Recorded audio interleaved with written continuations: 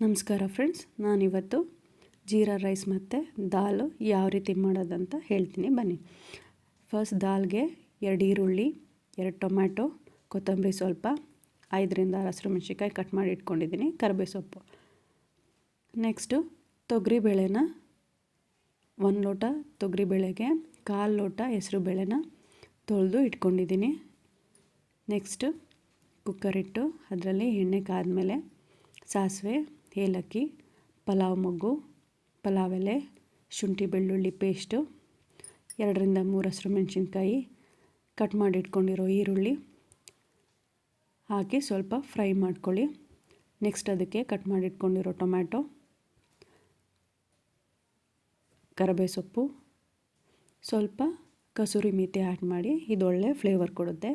Next ತೊಳೆದಿಟ್ಕೊಂಡಿರೋ ಬೇಳೆನ ಇದಕ್ಕೆ ಹಾಕಿ mix ಮಾಡಿ, ಇದಕ್ಕೆ ಸ್ವಲ್ಪ ಅರಿಶಿನ ಪುಡಿ, ಖಾರದ ಪುಡಿ, ಮೆಣಸಿನ್ಕಾಯಿ ಹಾಕಿರೋದ್ರಿಂದ ಸ್ವಲ್ಪ ಖಾರ ನೋಡಿ ಹಾಕ್ಕೊಳ್ಳಿ. ಸ್ವಲ್ಪ ಧನಿಯಾ ಪುಡಿ ಆ್ಯಡ್ ಮಾಡಿ, ನೀರು ಎಷ್ಟು ಬೇಕಷ್ಟು ನೋಡಿ ಆ್ಯಡ್ ಮಾಡ್ಕೊಳ್ಳಿ. ಈಗ 1 ಲೋಟ ಬೇಳೆಗೆ 2.5 ಲೋಟ ನೀರು ಸೇರಿಸಿದ್ದೀನಿ. ಇದು ರೈಸಿಗೆ ಸ್ವಲ್ಪ ತೆಳು ಇದ್ದರೆ ಚೆನ್ನಾಗಿರುತ್ತೆ. ಪೂರಿ ಅಥವಾ ಚಪಾತಿಗೆ ಸ್ವಲ್ಪ ಗಟ್ಟಿ ಇರಲಿ, ನೀರು ಕಮ್ಮಿ ಸೇರಿಸ್ಕೊಳ್ಳಿ. ರುಚಿಗೆ ತಕ್ಕಷ್ಟು ಉಪ್ಪನ್ನು ಆ್ಯಡ್ ಮಾಡಿಬಿಟ್ಟು ನೀಟಾಗಿ ಮಿಕ್ಸ್ ಮಾಡಿ,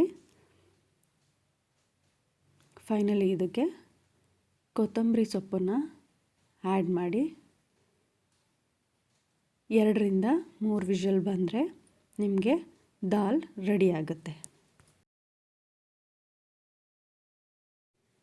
ನೆಕ್ಸ್ಟ್ ಜೀರಾ ರೈಸ್ಗೆ ಕುಕ್ಕರಲ್ಲಿ 2 ಸ್ಪೂನ್ ತುಪ್ಪ ಹಾಕ್ತಿದ್ದೀನಿ. ಮನೆಯಲ್ಲೇ ಮಾಡಿರೋ ತುಪ್ಪ ಕಾದ್ಮೇಲೆ 2 ಏಲಕ್ಕಿ, ಪಲಾವ್ ಮೊಗ್ಗು ಮತ್ತು ಪಲಾವ್ ಎಲೆ ಸೇರಿಸಿ ಅದಕ್ಕೆ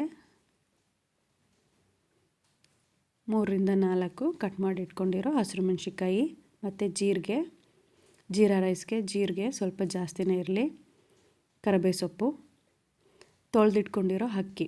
ಈಗ 2 ಲೋಟ ಅಕ್ಕಿಗೆ ಅದ್ರ ಡಬಲ್ ನೀರು ಹಾಕಬೇಡಿ. 2 ಲೋಟ ಅಕ್ಕಿ ಅಂದರೆ 3.5 ಲೋಟ ನೀರು ಸೇರಿಸಿ ಮಾಡಿ. ಸೊ ಅದು ಬಿಡಿ ಬಿಡಿಯಾಗಿರುತ್ತೆ. ನಾವಿಲ್ಲಿ ರಾಜಮುಡಿ ಅಕ್ಕಿನೇ ನಮ್ಮ ಮನೇಲಿ ಯೂಸ್ ಮಾಡೋದು,